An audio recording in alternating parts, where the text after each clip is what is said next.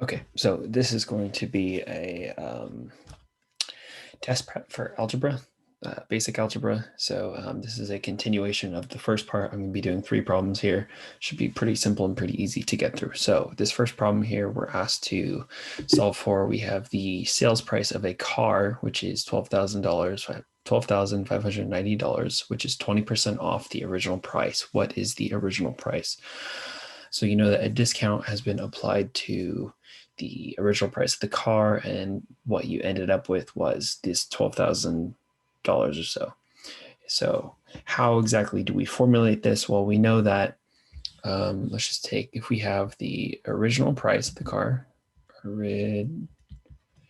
original price, and we subtract the discount multiplied by the original price, excuse my handwriting, is equal to the new cost being the $12,000. So I'll just write the 12K right here. Okay, there's a lot of words here. So how can I formulate this into math? So let's just say the original price is equal to X. We don't know what it is. We want to subtract the discount. Your discount is your 20% off. And we learned from previous episodes how to turn a percentage into a fraction. Turns out that 20% is equal to 1/5. 1/5. And this is the discount times the original price. The original price is X because we don't know what it is, which is equal to the certain number, the number being 12,590. So here we're basically asked to solve for what is X, right? What is X? X is the original price of the car. So let me erase my horrible handwriting. And let's go from there. So if the first thing you should notice is that we have a fraction here, and I kind of want to get rid of this fraction. So the rule in algebra is whatever I do to one side of the equation, I could do to the other side of the equation. Well, I noticed that any number also divided by itself is equal to 1. So what if I were to go and I could solve this a few ways. One of them is I could multiply both sides by 5. Then I would be getting rid of this fraction here, or I could pull out an x from either of these two terms. So let me just multiply both sides by 5. That'll make it easier. So if I multiply, let me put parentheses here, put parentheses here. So if I multiply both sides by 5, I'm going to get 5 times x, which is just simply 5x, and then 5 times negative 1/5 x, and that's going to give us a negative 5/5, which is 1, which is just negative x, is equal to, and then I need to multiply 5 on this side, and that's going to be a very large number, times 5, which is $62,950. All right, so but we want x together, so let's get all the x's together. So we have 5x minus x. Well, in that case, that is 4x is equal to this big number. So what is this big number? And what is x? So let's divide both sides by 4. That will give us x is equal to, remember, any number divided by itself is 1. Right? And so, oops, I accidentally erased it. And so x is equal to, it's going to be equal to this fraction here, but let's see if this comes out evenly. It does not, but the decimal form of it is 15,737.50. So remember, this is in dollars. So the original price of the car is $15,000 and $15,737.50. So if you multiply this number by 1/5 and subtract that from this price, you should get your original 12,590 back. So that's how you solve for that one. So let's go on to another one. So the second problem I have for you is, I'm going to copy it. Yeah, let's copy this guy. Let me go back here, right in blue, up here. Okay, so this basically says solve the following equation for A, where the equation is 2, and it's funky, but it's 2/3 A. So it's really 2/3 A is equal to 8 plus 4A. Okay, and we're asked to solve for A. What we want to do is we have A on one side, we have A on another side. Let's get it to the same side. So I'm going to subtract 4A from this side, and I'm going to subtract 4A from this side. And we know that a positive 4 and a negative 4, whatever number that they're multiplied against, both equal 0. So this will be giving us 2/3 A minus 4A is equal to 8. Cool. Now they're on both sides. Next thing to do is see if we can get the a's together. We notice one's a fraction, the other is not. So we can do one of two things. We can multiply whatever number, we can multiply both sides of the equation by whatever number is in this denominator to equal it out, or we can solve this doing fractions. Let's do it using fractions this time.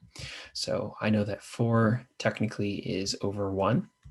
So we have two fractions now, and it's probably easier to turn this 1 into a 3 than is to turn this 3 into a 1. So let's go and do that. So I'm going to write this down here, 2/3 A minus 4/1. I'm going to multiply, let's have A, and then I'm going to multiply this fraction by, remember we have to multiply by 1.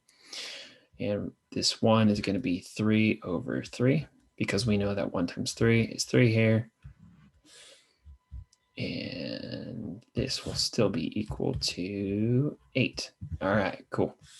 So remember, with fractions, when we multiply straight across. So this is going to give us, rewriting it again, 2/3 A. It's going to be minus 4 times 3, which is 12, divided by 1 times 3, which is 3 times A, which is equal to 8. Now these two fractions are the same denominator, so we can subtract them from each other. And remember how this goes. This is just a 2 minus 12 divided by 3. So 2 minus 12 is equal to a negative 10. So negative 10 divided by 3 times A is equal to 8. So, and in order to get A by itself, we need to multiply this fraction by its reciprocal, right? So let's multiply it by its reciprocal for both sides. So in this case, it will be 3/-10, and we're going to multiply this side by 3/-10. Right? And we also note that 8 can be turned into a fraction because any number divided by 1 is itself. Cool. Any number that is multiplied by its reciprocal is just equal to 1. So in this case, this is equal to just 1. And this turns out easy for us because we know how to multiply fractions straight across. 8 times 3 is 24. 1 times negative 10 is just 10. And remember, we have a positive on top, negative on bottom, which means that this number is negative. And let's reduce it. So let's see, can 2 go into this? Yes, it can. It can go into it 12 times. It can go into 10. Yes, it can. 5 times. And so this should be our final answer, negative 12/5. And let's see what that looks like in decimal form. Negative 2.4, is that then? Negative 2.4, there we go. Excellent, excellent. All right, so I have one more question for you. And this is sort of a intro to mathematical modeling, this one. So here we go. Okay. So the question is, if Leah is 6 years older than Sue and John is 5 years older than Leah, and the total, the sum of their ages is 41, how old is Sue?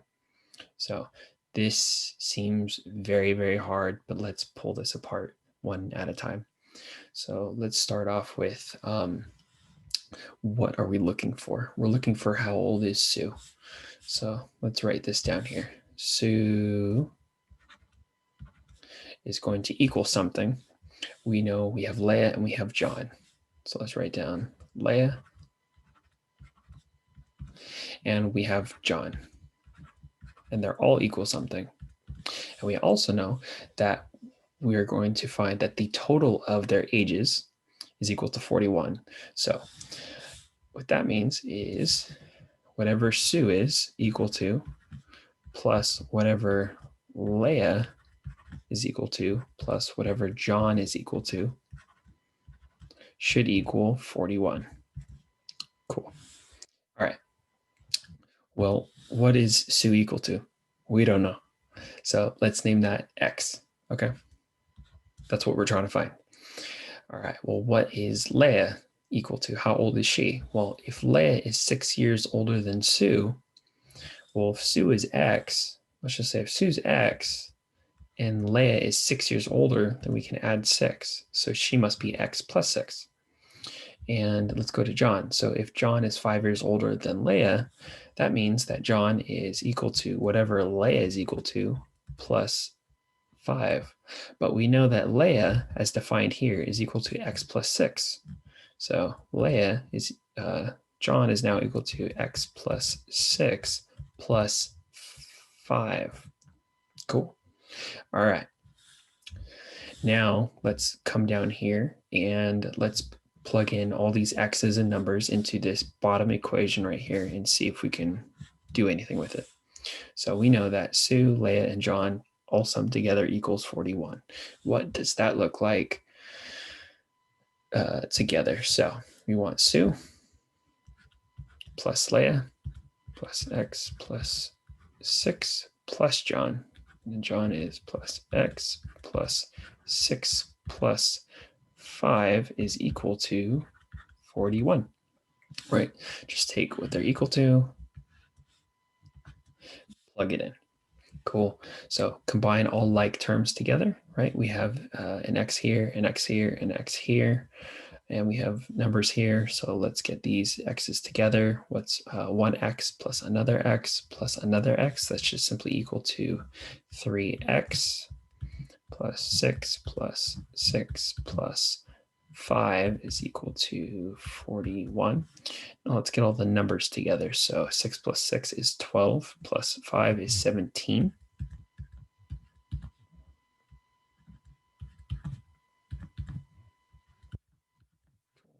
Starting to look like an equation we know how to solve now. So let's get, we're asked to solve for X. Let's subtract over 17, subtract 17, subtract 17.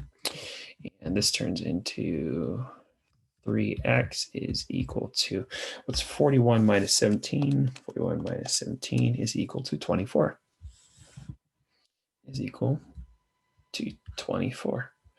And we were asked to solve for 1x, not 3 of them, just 1 of them. So we're going to divide both sides. Let's